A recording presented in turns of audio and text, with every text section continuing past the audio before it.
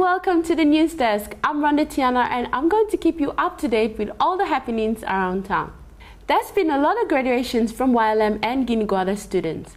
The Girl Guides Hostel renovations have been completed and the women's desk in the Port Moresby Chamber of Commerce had its official launching and is ready for business. But first, let's see what was happening at the Sir John Guy Stadium a few weeks ago and see what the Mery SEIF Ples had to do with it. YLM continues to be seen throughout the Pacific. Held recently in Port Moresby was the Third Pacific Netball Series, which includes teams from Fiji, Samoa, Cook Islands and PNG Rapside. The series was developed to enable the top Pacific nations greater opportunity for international competition and is presently in its fourth year. MTV's cameras were capturing the event and it was broadcast live throughout the Pacific. Standing in every corner of the court, volunteers spotting the Mery SEIF Ples t-shirts, demonstrating the strong message to the Pacific that PNG and YLM are offering protection for our women in regards to domestic violence. The Mery SEIF Ples and the Family Safe line have been successful with the help of the private sector, with over 30 companies nationwide being deemed a Mery SEIF Ples, a place where women can run to if under the threat of violence. It's a great initiative and PNG is leading the way. In regards to the games, it was a hard-fought competition between the four nations over the three-day event. Fiji came out as winners, defeating Cook Islands in the finals, with the home side fighting Samoa for the minor placings.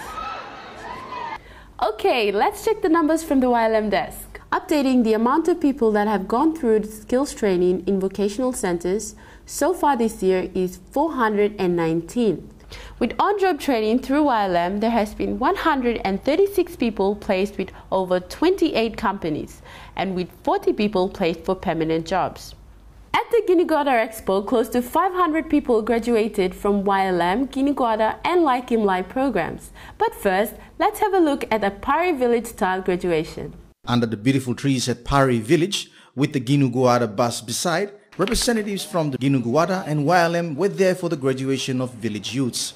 32 in total that underwent a 2-week training course in a youth skills program for capacity building, including such subjects as cultural diversity, conflict resolution, hygiene and safety, a course that had been conducted in Pari and other Motuan villages around Port Moresby. As part of the graduation, the village dancers came together to dance in recognition and celebration, albeit a little shy.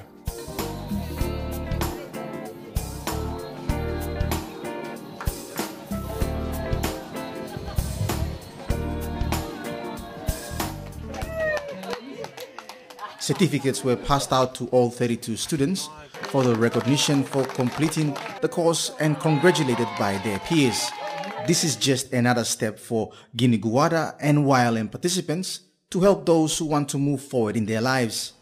These kids will have the opportunity for further skills training through vocational centers and greater potential for employment around Moresby.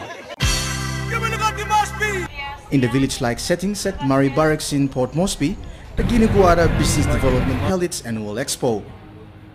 Stalls were erected and filled with crafts from students created in their relevant courses, which included furniture and metalworks. City mission and local craft markets were there, sporting balloons, hats, t-shirts and food stalls that one could buy lunch from.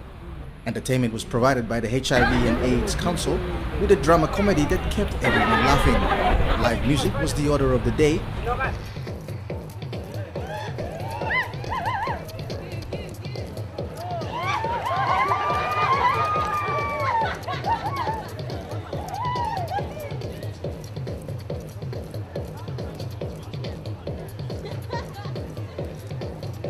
Special dance group doing the steps of traditional folk dancing.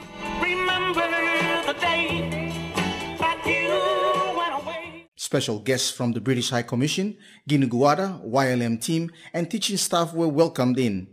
It was a day that brought people together as over 500 YLM students received their certificates for graduating their selected course, ranging from carpentry to welding, tourism and hospitality with business and office management.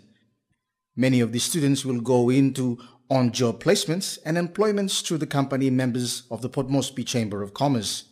These graduates have decided to make a change in their lives and with the help of YLM Ginigoada and Port Moresby Chamber of Commerce, they are getting the opportunity. Now, the Girl Guides Hostel in Boroko was featured in our last program regarding the new renovations. Let's have a look as all the partners come together for the opening. Under the guidance of the Rotarians, renovation work on the Girl Guides Hostel has been completed. The all-women hostel can house well over 40 women in single or double accommodation in a safe, secure environment.